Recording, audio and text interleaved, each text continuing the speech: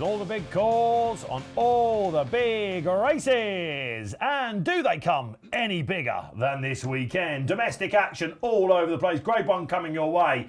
And a certain DRF, they're calling it, the Dublin Racing Festival. The 6th edition of that, Saturday and Sunday. 12 race previews coming your way. Dave Orton, thrilled to be back in the seat somewhere in the capital on Friday morning. So we've got all the decks for you, all the best tips coming your way. Stay with us for the next 45 minutes or so. Unmissable action. Like, subscribe, comment and share. That's what it's all about if you're watching on YouTube. Anything on Twitter, hashtag what a shout. So let's get some business out the way as well. You'd have seen a new website this week at the Racing Post. Mixed reactions, but we believe it's going to be absolutely sterling down the line. And of course, don't forget that app. It got better this year, didn't it? There you go. You can download it free. You can do it on the Google Play Store or the App Store itself. Exclusive content, all the biggest names. Once again, Kills, there he is. He's off to Dublin this weekend. Lock up your bookmakers, basically. This weekend with Keels. One person who's staying with me in the studio is Robbie Wilders. Yeah, I never like to venture too far away from London, Matt. No, you don't go racing a great deal, do you? Nah, I mean, I think I've been once in the last 3 years. Wow. Not often well, I at all, suppose COVID's had a bit to do with that. Oh, yeah, certainly. But no, I'm not really utilising the media press pass at all. If you had to go to one meeting this year, what would you... I actually think, I'm not just saying this because we're on the show, but I think it probably would be Dublin Racing Festival. You've been to Punchestown, of course. Yeah, I mean, it's close to like Dublin, going out after and stuff, Leopardstown. I used to like going to Punchestown. I've never been to Leopardstown. And it's a lot of big names running tomorrow and Sunday. All right, you're quite right. We'll talk about big names. Let's bring a couple onto the show then. So up we go to Stoke. I believe he's there before he goes north of the border. It's a big weekend at Musselburgh as well for our sponsors, Bet365 and Pat Cooney. Yes, welcome everybody. And we sponsor both days, Saturday and Sunday at Musselburgh. Always a terrific days out, both days, and looking forward to it. Once you get there, the hospitality is tremendous. They'll be showing the Irish racing on the big screen, so you won't miss a beat. Looking forward to seeing everyone there. All right, OK. Now, let's ramp this show up a little bit, shall we? And I can say, delighted, we can go across the... And there he is, look, there we go. Nice and relaxed as he should be. I'll tell you what, there's been a lot of love out there. Upping The Ante star, I think we can say that, one of the stars of the winter. Billy Knoth Lane-like love coming your way this week. Johnny Dineen joins us, one of the top judges out there, former bookmaker, all-round good guy. Johnny, welcome to What a Shout. How are you, Dave?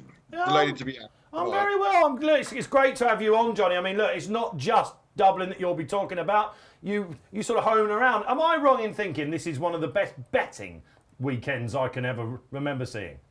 Well, it's certainly one of the best racing weekends. Anyway, there are a few races where the opportunities are a bit limited in regards because it's a lot of skinny price favourites. So it's not everybody's cup of tea, but it's a fantastic weekend of racing, not just in Leopardstown. There's some great racing in Sandown too, and indeed Musselburgh for the next 2 days. It's a weekend that really you'd be looking forward to anyway. For sure. Johnny, let's just stick with you. What's the weather currently like over there at the minute? Obviously, we heard from course officials at Leopardstown, 12 mil going on the chase track. This has been a meeting, hasn't it, historically, where it can be lively surface. Well, the chase course it was never watered much, and it has to be watered now at this time of the year, because there was a few years there where you had small fields and your horses got jarred and all that kind of stuff. So I'm assuming that they don't really want to repeat of that happening anyway, So I'd say they're going to err on the side of caution. There's no way it's going to be anything but yielding minimum, maybe even softer. Yeah, OK, so look, there you go, a little update there. They've also, they're looking at lively ground at Sandown as well. But a lot of people will be saying this is what they'll be encountering in the spring. Let's just get it on. Will Dublin be the breeding ground of Cheltenham Festival winners coming up once again? All right, 12 big race previews. As I promised you, no guest this week. We're going to keep it all in-house. Yes, Johnny Dineen, he's one of ours. Right then, here we go. Buckle up. Let's go to Leopardstown then for the first of our big race previews. 7 coming your way on Saturday. Then we'll have a breather and talk about the sizzling Sunday that awaits. So we're going to start off, Pat, in the 120. They're kicking off like Royal Ascot does on a Tuesday with a Grade 1. 2 miles 6. We've seen some great horses win this over the past. It's a wide open event, according to the market. Yeah, absolutely. Goodland is currently favourite. He was hugely impressive last time. He made pretty much all the running, and he's favourite around about 11-4 at the moment. I'm not so sure. Can he make all this time around? This is a step up for him. Undeniably be impressive, but this is a harder task. There's 2 for money in the race at the moment. We've All Been Caught, the UK representative of Nigel Twiston-Davis. That was 6 and is now into 4. And of course, when he won last time out, he beat Rock My Way, who won at Cheltenham last week. So the form is there, very solid. He likes to go forward as well. So it's going to be a wild pace up front. And the one we have laid is number 7, Quai de Paris. And that's the choice of Paul Townend, who could have ridden Grange Clare West, who disappointed in his last run. So that's a significant mover as well, 7 into 5. But Goodland, I don't know, I was going to ask Johnny about Barry Connell, trained favourite. Not many people in the UK would be overly familiar with him. How much of a plus is it with him having the reins?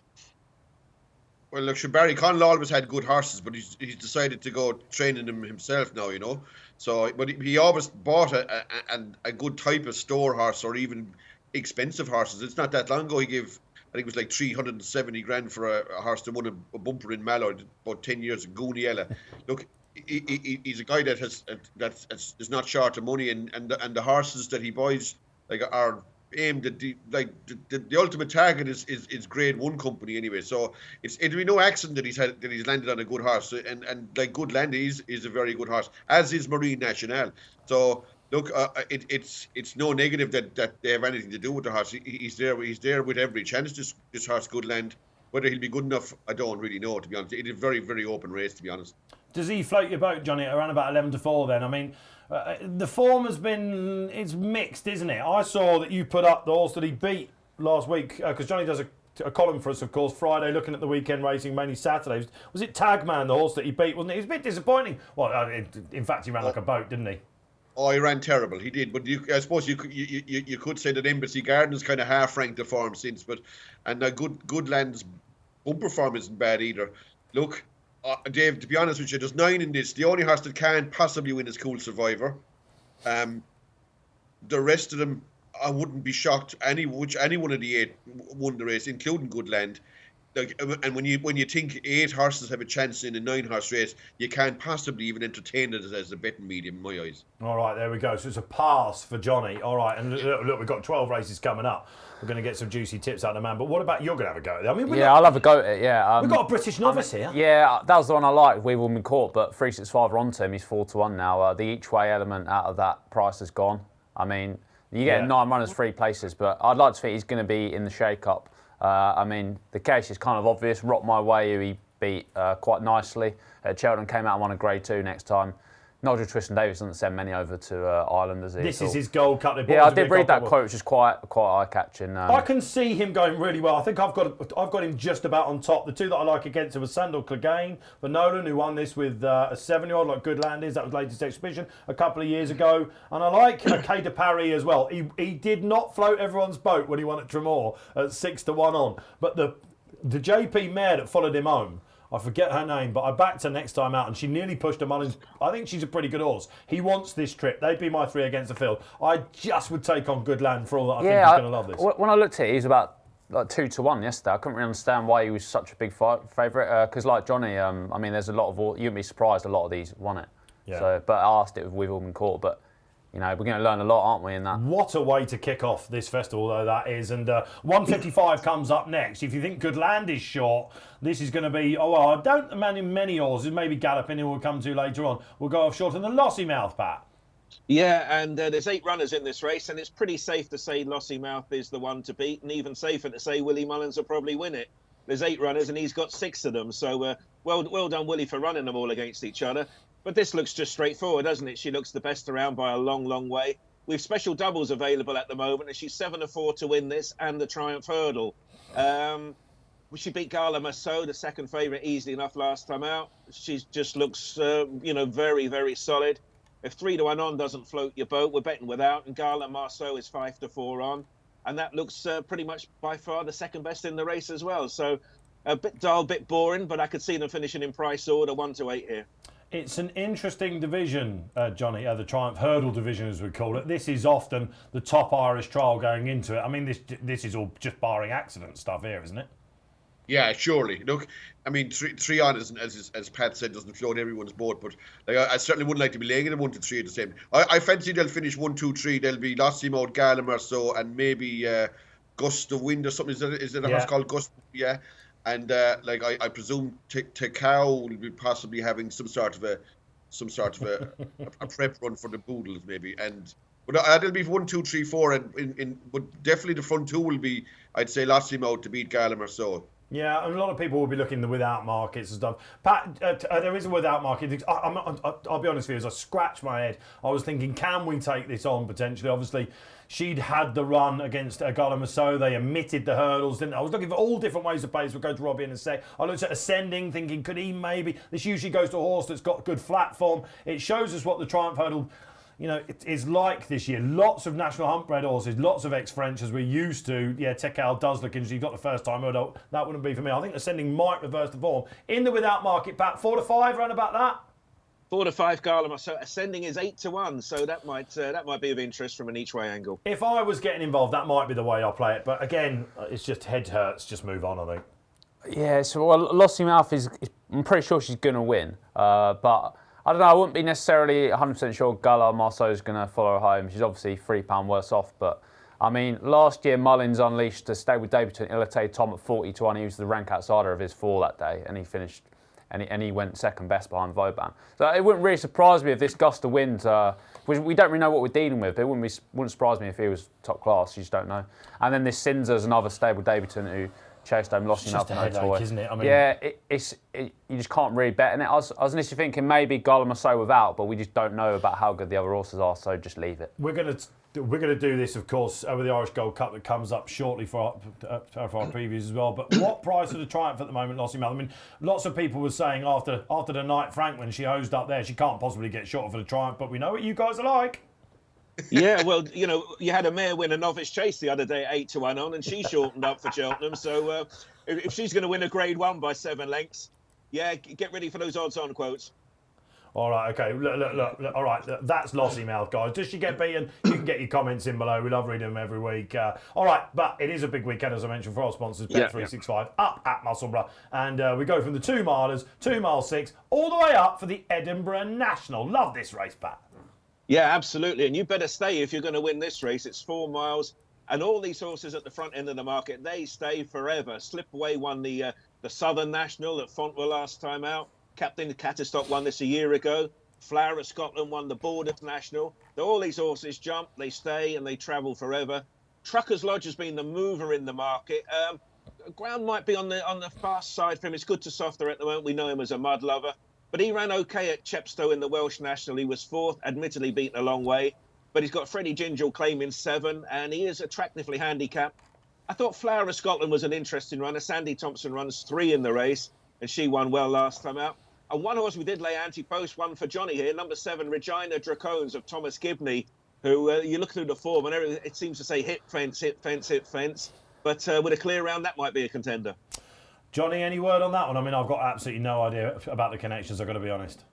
Yeah, well, it's Tom Gibney. Not a bad outfit. I was surprised that Darragh O'Keefe because Darragh O'Keefe is an excellent rider. So they must give it a good chance when he's gone over to Musselburgh and left Leopardstown behind him. I know he mightn't have that many rides in Leopardstown because, like, if you're not with Mullins's, you're not going to get rides at a lot of these races. But the fact that he's gone there for the day, they must give it a chance. Look, it's a horse that it's very hit and miss. There's a lot of letters in front of its name, like P's and F's and that.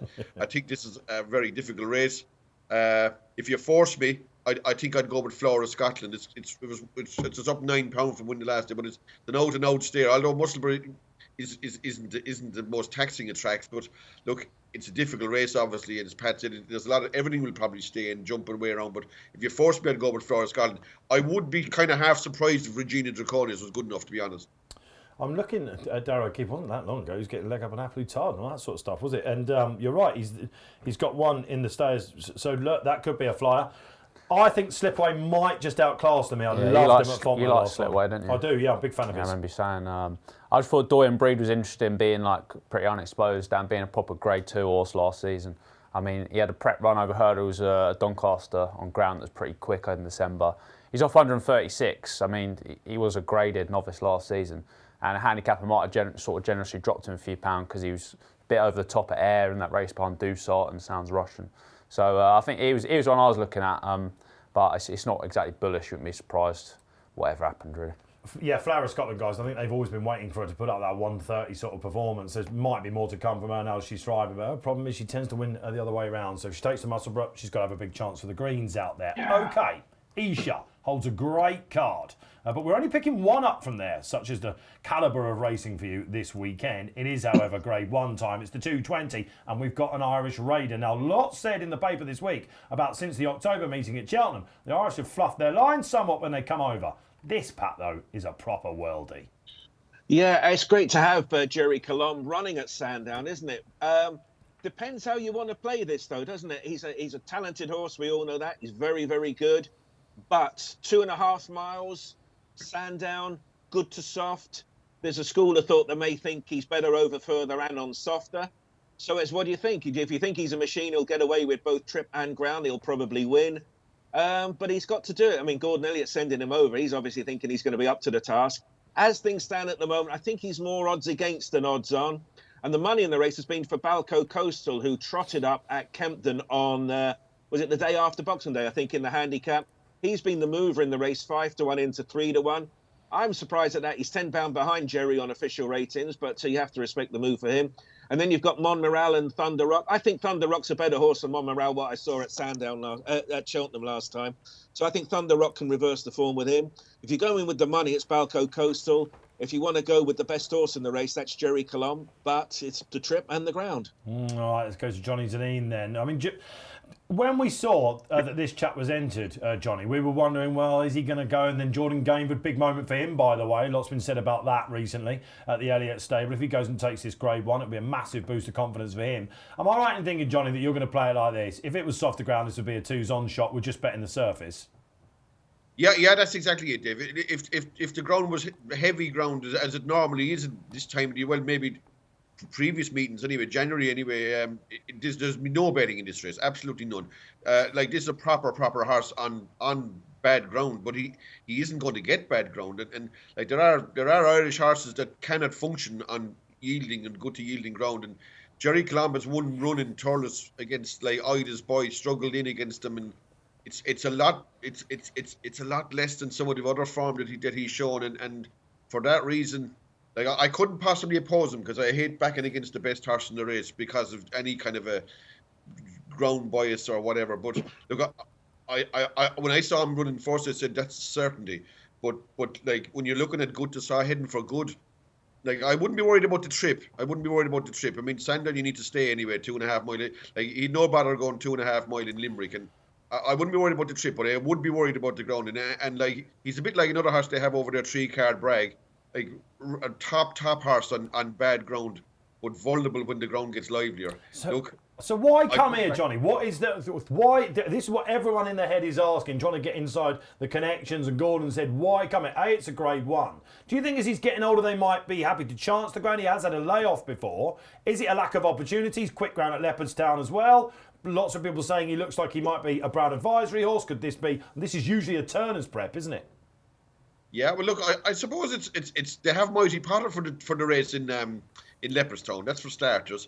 The second thing is, like, when you are entering or considering running in here, you kind of always associate Sandown with softer conditions, don't you? I always do anyway. Even though the chase track is always that bit quicker than the hurdle.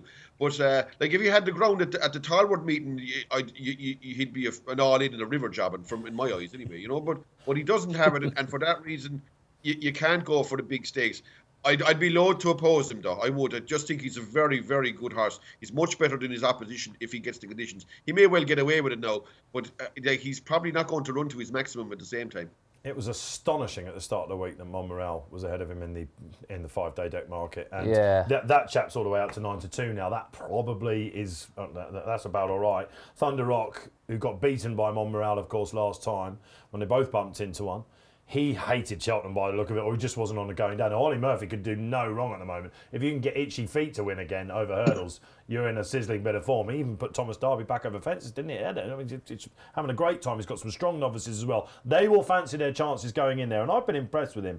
But this is all about the ground. This is an even money shot for me. Those clever people out there that took a chance that he was going to come over us sitting on 5-2, 9-4 about the best horse in the race. How do we play it now? Yeah, we play it now.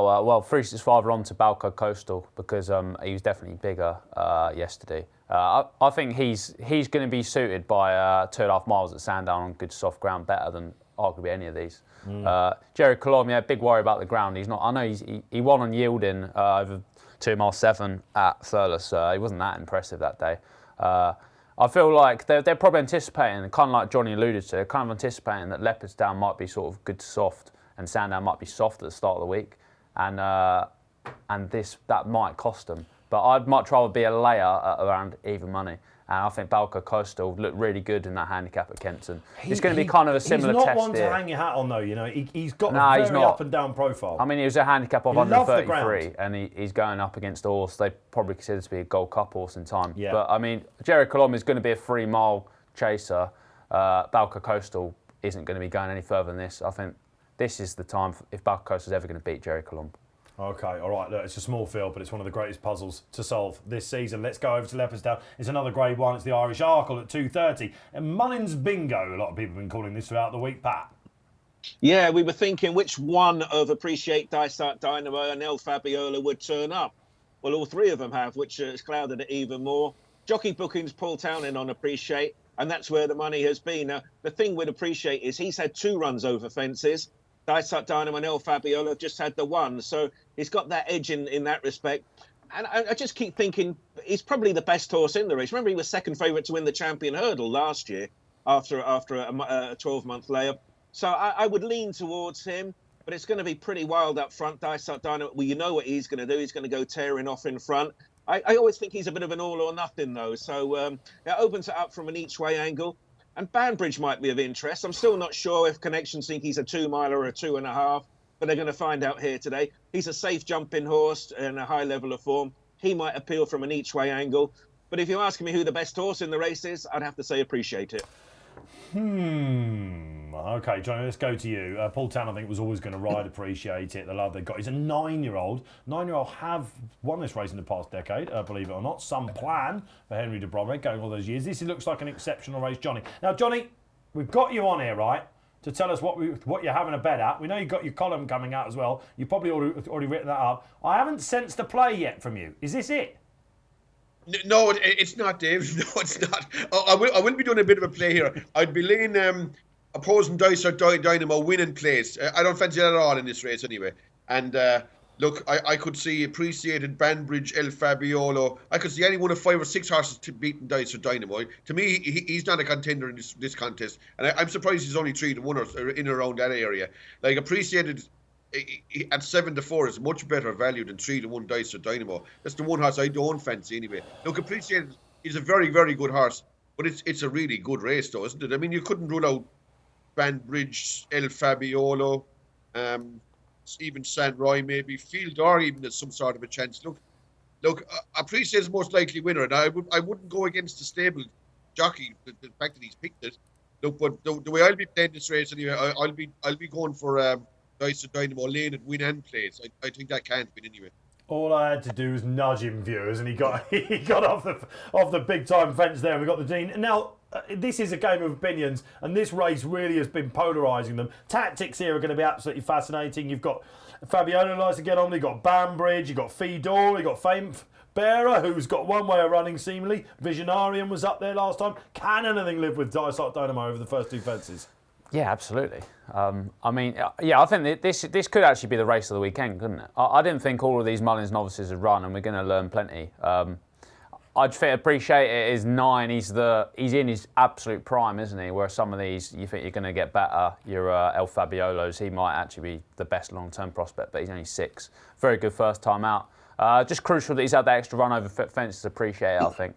And the ground is going to be soft, it seems. At the start of the week, I was thinking it might be nearer the sort of good area. But I think Townend picking him significant, and I think he's going to get the job done. Danny Mullins is a fascinating jockey booking for Dysart Dynamo, not just because he, is obviously family and connected to the stable, but you think about Florian Porter and the way that he rides from the front. And I love the way that he settled for a fence last time. He reminds me a little bit of Edwardstone in that regard, in that Edwardstone was far too keen over hurdles, went to chase and just settled him down. It can happen to some horses. We gave him a bigger figure, you know, than Appreciate It. And Appreciate It looked to me, I think when he came out of bumpers, they were thinking maybe he might be a 2-4 horse, and then he didn't come out. They looked at that finish in the champion bumper. He didn't quite get home, did he? He was outstayed, and I don't know. Loads of pace, though, which you'll like. I don't think they're going to get near him. I honestly don't. I'm going to take you on, Johnny Dineen here. I'm going to put up the dice. I think if he can get a breather into him, that we might. I think that Tom Seagull, as not just because he's a colleague and the price-wise Supremo, but his anti-post previews that you've been members club and in your paper you've been watching for. I think he's nailed almost every single one of them. And he said the one horse that would worry me with John Bon in the Arkle is Dysart, and I think this might be his day. He has got a flash of brilliance about him when he's on it, but he can sort of let himself down, can't he? I can't have Banbridge. I can't have him. No, I think he's better on a slightly quicker surface. I love the horse, but I just think they've got it wrong. I think they should have gone and tried to win the plate with him. I think they came to Cheltenham in November and they got a 158, and the handicap is going to have to go nearly 160 because of that. If they'd have stayed in Ireland, he might just have been. If you win a Martin Pipe, you know, you can go on to run in a Gold Cup, but you've got to be brilliant, which is a nice little link for you out there, because we've got the one horse that did it, that's expected to win the Gold Cup. It didn't work for Sir Deschamps, but everyone thinks that Galopin Des Champs is the next best thing. Do you, Pat Cooney? You've priced him accordingly. Yeah, he's the next Pegasus, really, isn't he? I think what's not to love about him? He's 3-1 on for this race. Whether he wins or loses, we don't know yet. But of course, the Cheltenham Gold Cup is 3.25 miles, so he's still got to prove that extra 2 furlongs come Cheltenham in March, whatever happens. And he does look an ultra-talented horse who could win over any trip. But as for Saturday, it's over 3 miles. Stadler is the second favourite. He won the 3 mile 6 amateur at the festival. So Galopin, he's £12 and daylight in front of all the others on official ratings. He looks a machine. I'm expecting him to win. He's 3-1 on. Collective sigh amongst everyone in the industry and the bookmaking side of it when there was just the 7 runners. 8 runners would have been a terrible each-way race. Statler has been popular. Was 5, he's now 4. Without the favourite market, he's 8-11. So it does look like the Lossiemouth Triumph Hurdle race that they could well finish in betting order here, Galopin and Statler. But it'll be interesting to see how hard Galopin does hit the line over this 3 miles. And if he hits it very powerfully, he might just be odds on for the Gold Cup. Well, Robbie showed that he was a company man last Saturday. We're going for the each-way extras. But just hold that thought. Let's go to Johnny for a minute, because I know what you are going to play in the race. And you have been working out the game, haven't you? You've been working out how to butter up these sponsors out there. Yeah, well, this is something Bet365 do well, isn't it, though, without markets. All right, well, hold that for a minute, because I know you've got one. Johnny, let's go to you. It's Galopin Des Champs. We think he's just going to jump round and win, do we? Yeah, look, he should win. He should win. I suppose he should win. I wouldn't be entertaining him as a bet at 1-3 anyway. But look, he should win. Look, Statler should be second. As Pat said, they'll probably finish 1-2, and maybe I'd go with maybe Fury Road to beat Kenboy for third, that kind of thing. But look, the favourite, if he's any pretensions to being Gold Cup winner, he probably should win this race at the same time. Look, I wouldn't be dreaming of betting 3 on him now. But he is probably unopposable, is right. What do you make of him as an animal, Johnny? What did you? A lot of people saying they weren't happy with that Fakir Duderi romp in the John Durkan. Oh, there's a couple of ways of looking at that, because the fourth that fell, I forget his name now, he would have nearly beaten that horse had he not gone. Hywon Couleur. That's him. Okay, we had the proximity of the third, but it's all about substance at the moment, which he might not have. But the style's incredible on its day, isn't it? Do you fancy him for the Gold Cup? No, I just think one thing I'd be worried about, that he has so much pace, and he's such a classy individual that he may not get the trip properly, like 3.25 miles, and it's actually further than it's gone 2.5 furlongs, isn't it? Really? So you need a kind of a half a slogger sometimes to get done at Gold Cups. Like if it happened to come up bad ground or messy ground on Gold Cup day and it rained through the day, you nearly have to stay 3.5. But he's such a quick horse that I'd be wondering, is he vulnerable at the Gold Cup trip? Like he'd be probably unbeatable in something like a King George, but maybe not. They're two different races, and even winning here isn't going to prove that he's going to get the trip in the Gold Cup at the same time. Look, I won't be backing him in the Gold Cup either. That's for certain. Okay, that's interesting, isn't it? And a lot of people out there saying this is his first run in open company, as we call it, away from novices on the trip. I suppose they've had an Ergamine, didn't they, for the champion? They were never going to go there. The Ryanair, of course, they've got Allaho. We think he's coming back for that. This is where this guy was always going to fit. But, I don't know, you look at the greats, they can do it, don't they? But you're looking at something for third, and Johnny mentioned him, didn't he? Yeah, Fury Road. You can get 6s with 365 without Statler and Galopan, or 5-2 without. Oh, sorry, the other way. 5-2 without Statler and Galopan. I think that's quite a good bet. I mean, Statler's a very interesting horse, isn't he? But I'm not sure. I think what did you make of Tremor? Because ultimately he got picked by the Gold Cup winner and the Gold Cup second. Yeah, I suppose it was quite a slowly run, wasn't it? And he was giving a lot of weight to Minella Indo. Do we know exactly how good Minella Indo is now? This is the puzzle, isn't it? Yeah, well, it was either a blinding return or slightly underwhelming. Exactly, yeah. I mean, do you know, if this was like a Gold Cup match, like 1-3 Galopan, 4-1 Statler, I'd be all over Statler at those odds. But I think this 2.5 furlong shorter trip is going to suit Galopan better. And I just thought Fury Road runs well at Leopardstown. He's third in the Irish Gold Cup last time. He seems to be slightly better this season as well. Very impressive, beating Runwell Fred and a Novice Chase here last campaign. I thought he's a little bit underestimated. I think Ken Boy's 11 now. I mean, he's obviously saved his best for Leopardstown, but there wasn't much between him and the Irish Gold Cup. He's eventually going to start declining, isn't he? And Fury Road just looks that bit more on the upgrade. So I thought I think 5-2 without Statler and Galopan is a very nice bet. There you go. You can play these races when you see a short one lots of different ways, and the company man showing you how to do it. Talking about the company man, you'll be handing out the prize at a county hurdle up at Musselburgh. That's our final race preview on the Saturday, 3:16, Pat. Yeah, and 10 runners go to post, and it's a trappy little race. This favourite at the moment is Grivitana of Paul Nicholls. Now, she was disappointing last time out at Newbury on, I think it was a lot softer than the official condition verdict was. But she was disappointing. She got beat 30-odd lengths. So there's two ways of playing this. You just draw a line through it and pretend it didn't happen. I'm the other way around. It did happen. And that was in Mare's company. She's in all sex company this time around.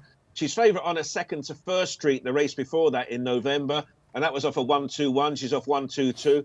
She's pretty well handicapped, but you have to be quite lenient with that last run, which I thought was disappointing. She's probably come up here for the better ground today, can win, but I see wisdom in opposing her. I think Lebowski is a more an interesting runner, this one, for Michael Scudamore.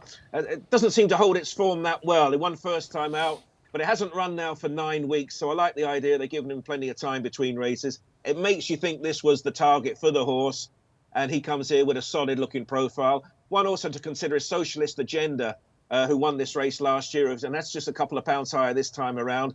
So it depends, again, how you see Grivitana. Are you tolerant of the last run? If you aren't, then I think Lebowski is more of a solid option. Interesting. Let's go to you, Rob, because you did one of your anti-postman pieces in this.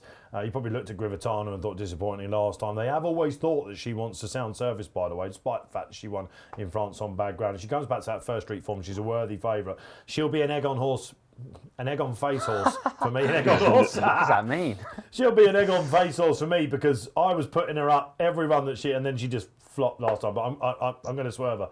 Lebowski, I know this is a horse that you've liked before. You napped him once and he ran terribly. Do you remember? I can't get him right. Yeah, he so seems to win when... that's an egg-on face horse for you. But at Weatherby last time, he looked like he was about to come of age to me. And Luca Morgan, I think, is a pilot that I like a lot. He'll do for me, but small stakes race. You like one at a price, last year's winner. Yeah, Socialist advised earlier in the week. You got to draw a line for his last run. I know he's been beaten 15 lengths, finished 6th over the course and distance, but a horse of John Quinn's veered badly off to the left right at the start of the race, just completely wiped him out, and then they both had to come in and join the group. First impression, that's unsettled called, him. Yeah, that's the horse, yeah. Unsettled him. He's down £2. He's now back to a mark, £2 above last season's run. In this, where he won pretty easily, winning nearly 5 lengths. He's off bottom weight here. He's going to like the ground. His previous, 2 starts back, he's bumped into Al Zarakan. He's been one of the sort of informed 2-mile handicappers this season, finished second there. So, I just thought he'd be a little bit shorter. 10-1, making a bit of appeal for me. All right, okay, for Logan Morgan, he's definitely been aimed at this, hasn't he? Johnny, what did you make of this one? I looked at this race and I was surprised Grivitana was so short. Like, it was 6th of 9 in the mirror. I know the ground might have been against her or whatever, but I didn't really fancy that. Now, I was looking at maybe around 11-4. Now, why I'm laughing is that I picked out a horse myself in this, and I said, no one will fancy that, and the two boys were after putting it up. So I was giving that a chance, Socialist Agenda myself. Creeped in at the bottom of the weights, likes this track. It looks a horse that you'd back each way because it's kind of a hold-up horse. Now, if I was playing this race, I'd lay Grivetana, and I would have something on Socialist Agenda. All right, there you go then. There are your 7 Saturday race previews. Personally, I'm going big on Lebowski. Right then, if you want to sign up for this sizzling weekend ahead to the Members Club at the Racing Post, you can do so. The offer this month in February, 50% off your first 3 months. They're literally giving it away again. Digital edition, of course. You get that on the iPad. That comes out at 9 p.m. every evening if you want to get ahead. Subscribe today then. It's easy to do. The new Racing Post website. Go there, go to login, sign up, all ahead of you. All right, shall we move on to Sunday? Because once again, sizzling stuff. A couple from Musselburgh, but mainly concentrating on the Leopardstown action. Pat Cooney, take it away. Yeah, the 140 is the big novice chase there, and it's all about the Mighty Potter of Gordon Elliott. It's been opposed by 5 horses, all of which are trained by Willie Mullins. So Willie Mullins has got a decent hand, but you have to look at Mighty Potter and say he's probably the best around. He's going to take an awful lot of beating. He is only a 6-year-old, but he was hugely impressive last time. He beat Galliard de Mainil on merit. I can't see the form being reversed there. The only interesting runner for me, maybe of the Willie Mullins horses, is James de Burley, and he's an ex-French horse that made his debut for Willie Mullins in the Champion Hurdle. So at March, he blew out. He finished a well-beaten 9th. But for Willie Mullins to run that in the Champion Hurdle first time out, he must work very, very well at home. And he was impressive enough on his chasing debut, ran a bit free in front.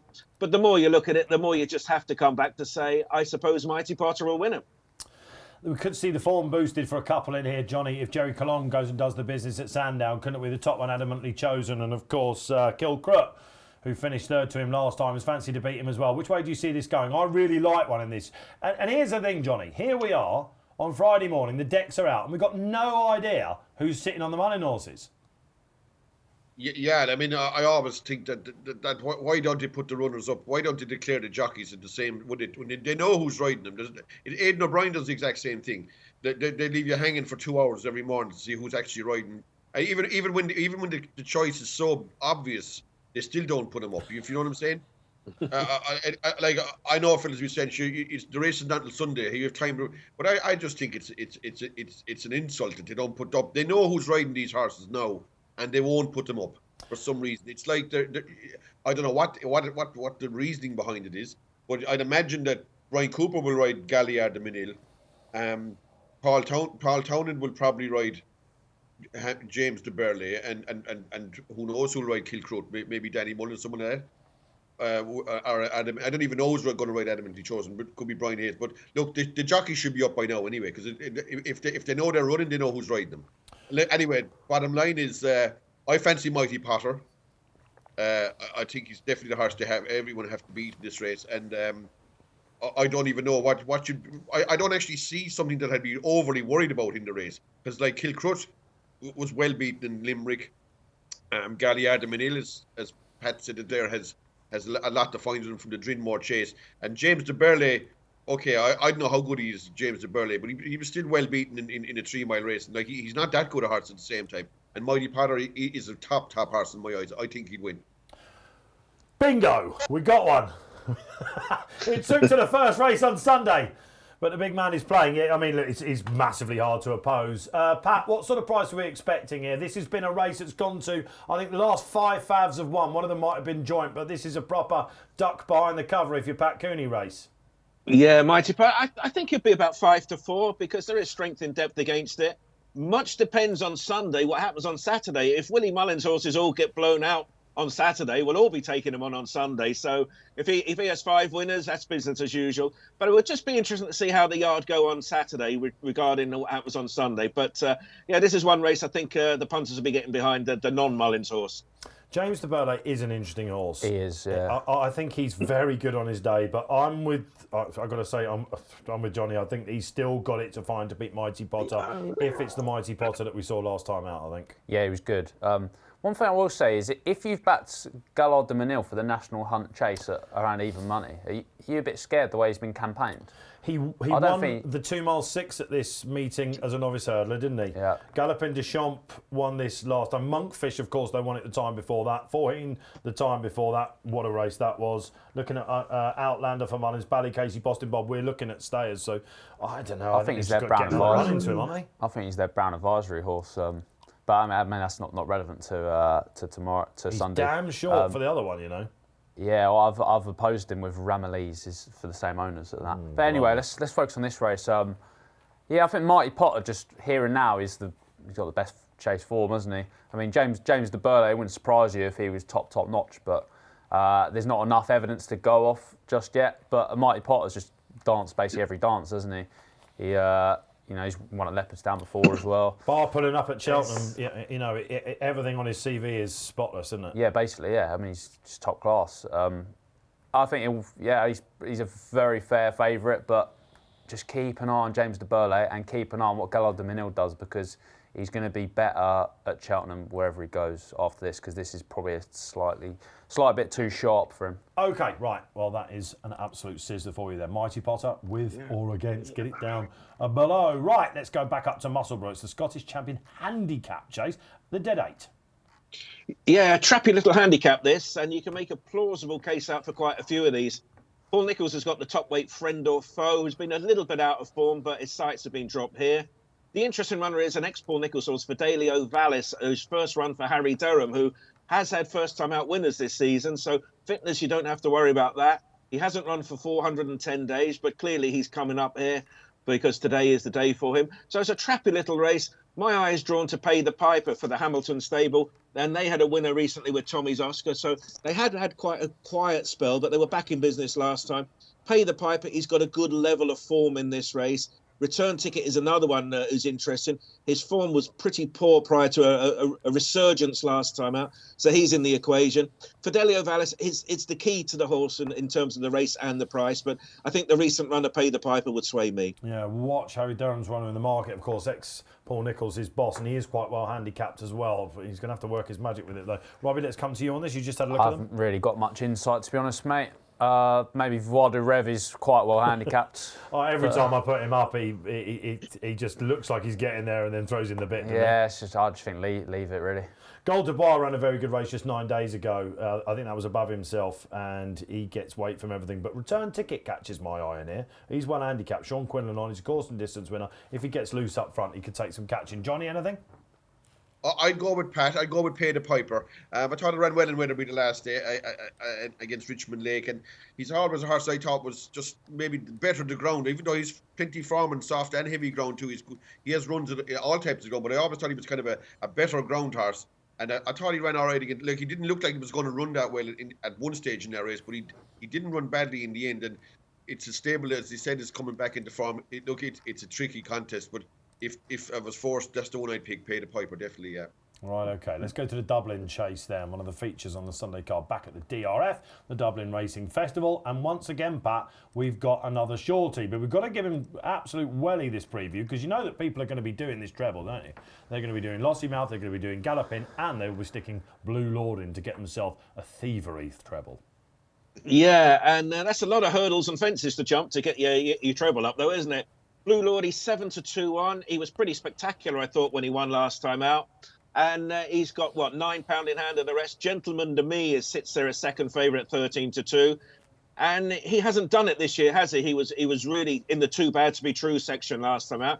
You go back to Aintree last year in April, well, he did beat Edwardstone, but he's nowhere near that level of form at the moment. And you got So Royal. I mean, he's an 11-year-old. We love So Royal. He's there for the place money.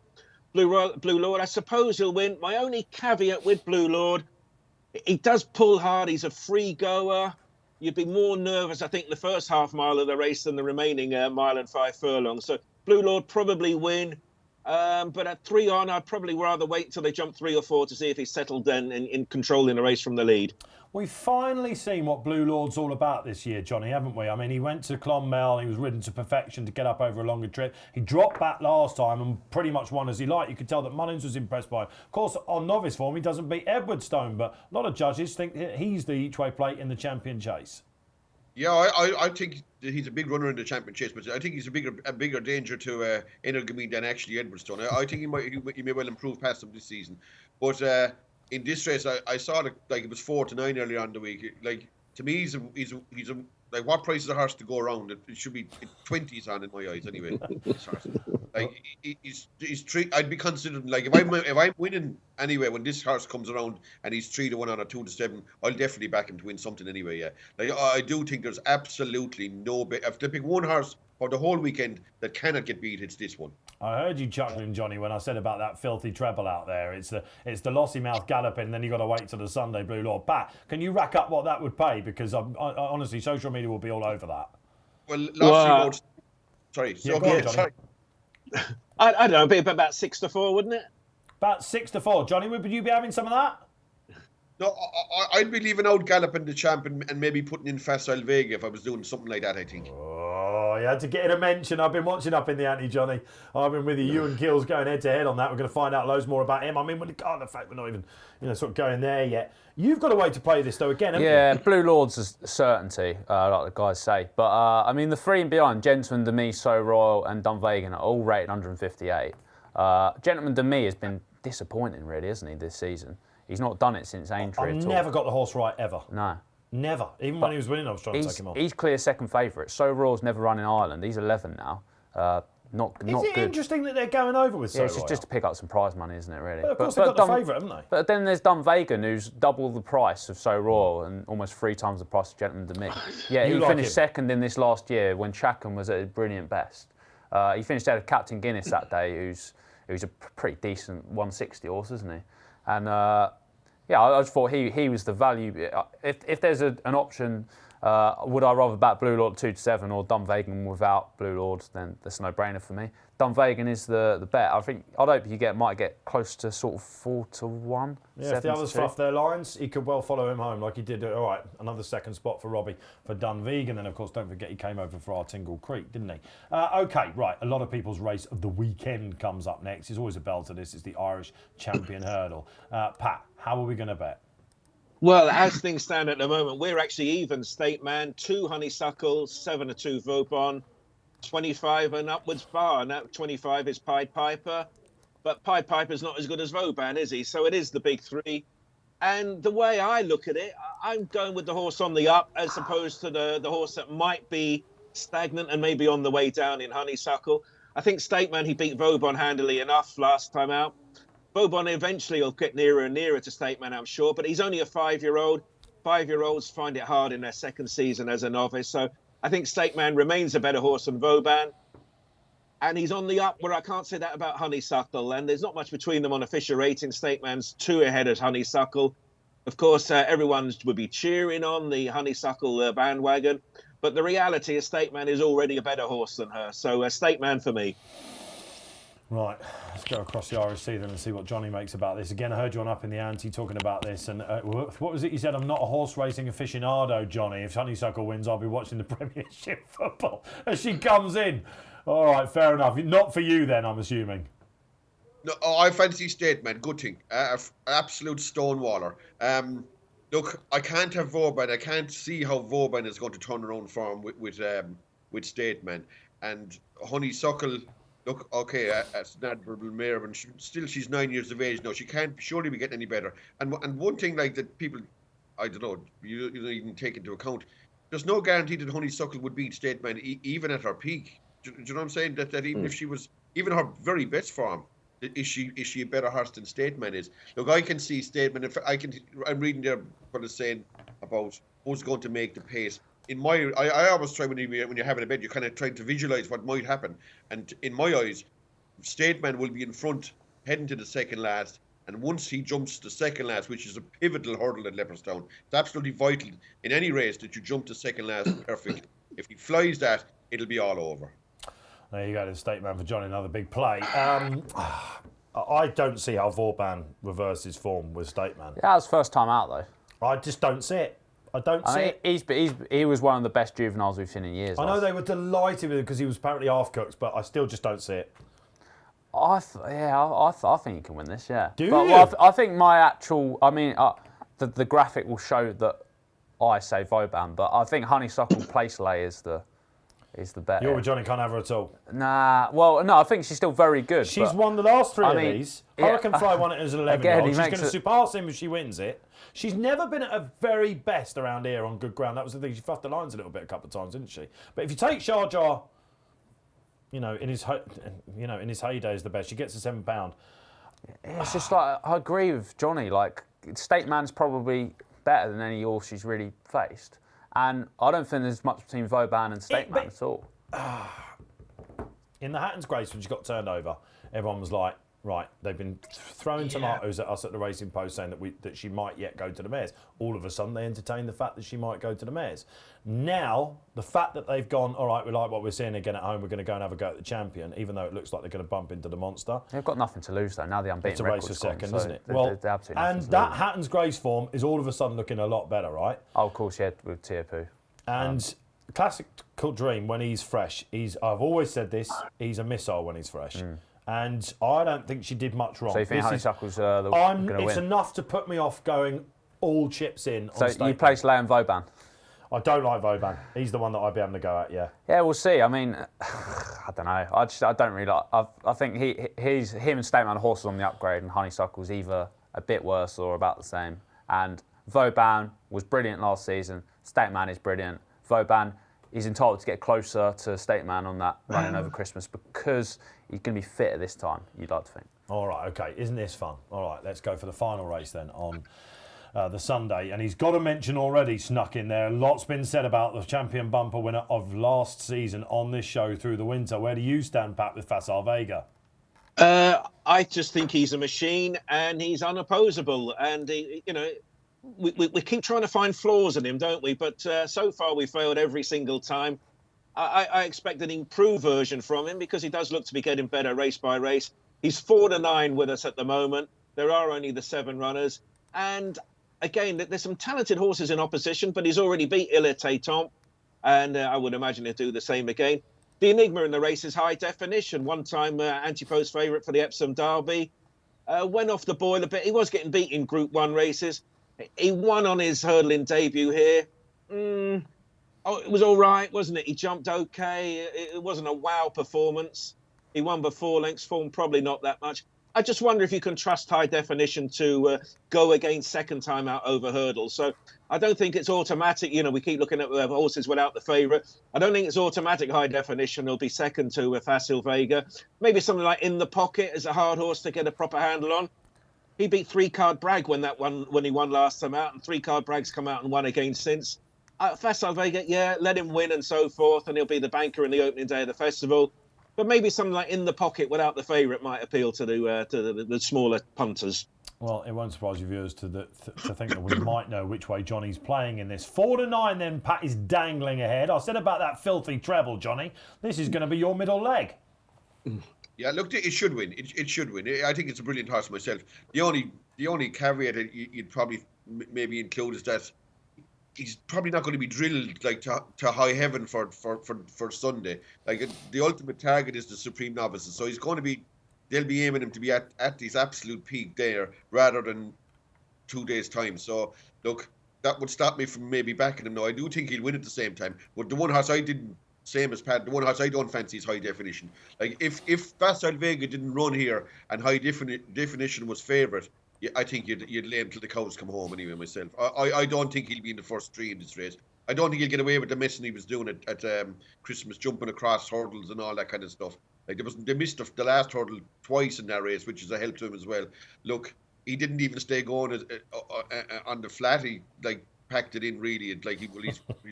His form started to go regressive anyway. Look, I'd be amazed if he was able to even fall down the heap if he won, but I don't think he'd be anywhere, to be honest. High Definition. I do fancy the favourite, and I agree with Pat again that In the Pocket might chase the favourite home. Tom Siegel, of course, in his price-wise selections for the Supreme, put high definition up. He was a big drifter, wasn't he, when he won at St Stephen's Day? He kicked almost every hurdle out of the way and still went and won. That form has been boosted in some areas. Again, like some of the races we talked about in these novices, not all of them turn up the next day. Just fascinating to see what he does. In fact, he was one-time favourite of the Derby, all that sort of thing. Nearly won a Tats Gold Cup on the flat, you know. I know it was a terrible edition of that. Facile Vega 4-9 on, just wins or? Yeah, just wins, but again, like, it's not that fun betting 49 1-3 shots, is it? I quite like the rank outside of the field to run quite well. Oliver McKiernan, trainer, sort of. You're a big fan of McKiernan. Punches above his weight. He punches above his weight, doesn't he? He had that horse finish third in the Grade 1 over Christmas for the same owners. I mean, this horse, he's beaten Brazil last time on his second start over fence. I know it's a 2-runner race. Mudland. Was that one of the craziest prices you've ever seen in your life? I know it was like Captain Hindsight here, but what? 6 is on Brazil. It was a match, wasn't it? Yeah. It's a pretty, you know, all right. It's yeah, madness, I mean, you can't really read too much into it. You knew that he was going to get beat. Did you? Yeah, I did. It was a Limerick, wasn't it? You just sort of had a horrible feeling about that race. Yeah, it's a weird race. Anyway, I'm talking off my head. Yes, I mean, yeah, this horse has quite an interesting profile anyway. I mean, Brazil's rated 142. That puts him on sort of similar level to basically everything in here, apart from Facile Vega. And he was only second start over hurdles. He's come in a different route. He's the complete outsider of the field. He's 3 times the price of anything else. So I just thought you're trying to find a value wager, and this horse has a bit more upside than his odds suggest. But yeah, Facile Vega probably going to win, isn't he? It's a bit boring. I've got a horse in here that I'm going to back win place without. Give me any market you can give me. I'm going to back him. I put him up as a horse to follow and he missed the season, which is pretty typical, called Dark Raven, who won on the same day as high definition. He won over course and distance. He didn't look visually as impressive, but he's coming back from a whopping layoff. You look at his bumper form, it's really, really good. And I like this chap a lot. I wonder whether he might yet be with their horse, maybe for the Ballymore potentially. Obviously, you look at the roll call of honours of this horse. You've got To Go Hard last year, Appreciate It, Asterion Flan, Classical Dream. Sam Crow is the only horse for another stable that's beaten the Money's Battalion in here. I'm perfectly willing to watch Facile Vega. Any horse can have an off day, and he still won, I think, around Christmas. So we're going to learn a lot about him. Pat, let's just very quickly, before we end this, what price Facile for the Supreme with you as it stands? He's 5-4 at the moment, and were he to win and win well, again, odds on beckons. All right, because another Mullins horse that's pushed him out from odds on. There you go then. Did you enjoy that? We got to the end. 12 race previews across Saturday and Sunday. It's time for the naps. As mentioned, this is a time a lot of you scroll forward to. I hope you haven't done that because there were some pearls in that race previews, but these are the biggest hopes of the weekend. It will be a 4-timer for you, and it would be remiss of me not to go to Ireland and give the floor to Johnny Dineen. Yeah, well, the horse I fancy a lot of horses, as most people do this weekend, but the horse I'm going to pick out is horse called, he's an Irish horse, but he's running in Musselburgh tomorrow. He's Drum Bear in the very first race in the Novices Handicap chase. He won well at Limerick. He beat that horse Limerick Lacy, who bolted in since, and the fine big horse, and he's got one of the best claimers in the country, an Irish claimer. Like, he's claiming £5. He's definitely better than 90% of the guys claiming zero anyway, you know. So it's £5 for nothing. Ben Harvey, and I could see him going off relatively up near the front and jumping him into the ground, and I do fancy him pretty strongly. John McConnell up at Musselburgh. It's a tried and tested method, isn't he? He usually wins races on this weekend, and he's got a few horses, isn't he, Johnny, coming back? He's got something, is it Rexios or something like that? He's got as well. They all want these better ground, I think. Yeah, Wrexham, that runs there as well. Yeah, it does. That disappointed in his last run. Needs better ground. Look, I don't know. It's in a race there with Outlaw Peter, and I think it's a 3-mile novice hurdle. It probably has a chance. It has a chance, but Drum Bear has course form, and he's won here before over hurdles. Drum Bear, so the track's going to be no issue whatsoever. And look, if he gets on the bunny anyway, there's no way he'll get caught in my eyes. There you go. All right, that's one winner for the weekend. Robbie Wilders, give us yours. Yeah, I'm gonna. I've slagged off bumpers in the past, haven't I? But yes, you have. Just a bit. I'm gonna give it a nap in the bumper actually. You fickle man. In this Grade 2 440 Leopardstown on Saturday, really good roll of honour. The last 4 winners have either finished first or second in champion bumper. Patrick Mullins is riding Fat to File, who's 4-1 with 365. It looks quite big. Flagged him up earlier in the week. He was 7s. Yeah, just interesting profile. He's actually on our figures. He comes out £7 the best. His performance at Leopardstown over Christmas, £7 higher than anything else any other horse has achieved. Yet he's sort of fourth in the betting, and Patrick Mullins is riding him, which seems quite weird. And the fact he's won over 2 mile 4 means he's gonna stay very well. Yeah, I thought that was quite interesting. 440 Leopardstown, fact to file. At least someone gave a mention to the bumper because they'd have been throwing tomatoes at the screen. You've got to mention the bumpers, haven't you? Yeah, Fast on and all that sort of thing. It's a good bumpers are a bit overrated, but I was with him when he race. won on his rules debut. He looked like he was in a bit of trouble, and the further he went, the better he went. So yeah, serious stamina. I know he's dropping back in trip, but you do need stamina to win these top class bumpers. Interesting jockey booking, considering that Derek O'Connor is one for Emmett down the bottom. All right, Pat, let's go to you. Where are you going, man? I'm going to Musselburgh, the 420, the Veterans Chase, and the horse is Mr. Muldoon, who had lost his way a little bit, but he came back from the wilderness to win last time out at Chepstow. He won by a long-looking 8 lengths. It was a pretty spectacular performance. He went up 8, so you think, well, on the face of it, well, he's not necessarily well handicapped, but he is now 1-2-3, and a couple of years ago he was 1-4-3, so he's still got plenty of wiggle room at the handicap. The good Dr. Newland trains him. He was back in business last time out. Expect the repeat performance and a win on Saturday. Honestly, there are so many horses you could have napped this weekend, aren't they? It's scary. Sometimes you see the ball big with a nap. Dolos, of course, at Sandown. He's got a great chance of winning that. This is Dolos Day, isn't it? Last year, my biggest regret of the season is not going in when he somehow won at 14-1. I think he'll win again. But the best bet for Dave Orton is in the 135, the second race at Wetherby, a horse called Gemerond. Chased home a horse called Certainly Red last time at Sandown. That looked like a bit of a shock. Form boosted at Wincanton in the week. This wants the better ground. They will not see which way this goes. There's your 4-timer for the weekend. Well, sadly, that is all we've got time for here. It's a massive weekend for us here at the Racing Post. Content all over the place. Do enjoy it. Get your comments in below. It's been great to have a panel. Myself, Dave Orton, signing off. Robbie Wilders. Myself thrilled to have just done that, yeah. It was good fun, wasn't it? Quite a long show for us, normally much shorter, but I think it merits about the races, right? Oh, yes. All right, well, good luck with that bumper, Cheers, runner. mate. Those bumpers that you love. Pat, great to have you on. Yes, and Musselburgh both days, so come up and say hello to me. Absolutely, when MC Muldoon goes in and go and give Pat a pat on the back. And what a pleasure it has to been, the sensation that has been on Up in the Ante. Johnny Dineen with us. Johnny, I hope you've enjoyed it. Yeah, very much so. Very much so, Dave. Glad to be asked. Come on, you're lovely. I'm afraid it's not the last time you're going to be with me in the studio, because I can break that on the Friday before the Cheltenham Festival, myself, Johnny, Pat and a host of other guests will be doing a live show on the Friday. Johnny, by then, all the chess pieces will be in place. That's right. Yeah, exactly. And this weekend we'll put some of them in place as well. It's a very important weekend for Cheltenham, isn't it? This one. And don't forget to tune in on 6 p.m. then next Tuesday to see how Johnny fared over the weekend. All right, and get your selections in below. It's an unbeatable weekend. All the sports out there. Like and subscribe. That's what it's about. Gamble safely, guys. Honestly, you could fancy everything, couldn't you? The stable cat this weekend. I'm going to say to Dave Orton, enjoy the sport.